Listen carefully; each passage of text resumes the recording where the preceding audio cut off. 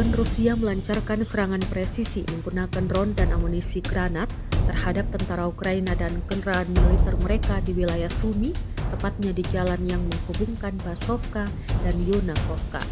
Rekamannya diunggah di Telegram pada Sabtu 12 April 2025.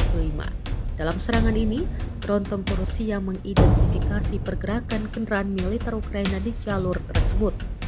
Setelah target dikunci, serangan diluncurkan menggunakan amunisi granat dari udara, menghantam langsung pasukan dan kendaraan musuh. Ledakan yang dihasilkan menyebabkan kerusakan signifikan pada kendaraan militer serta menimbulkan korban di pihak tentara Ukraina.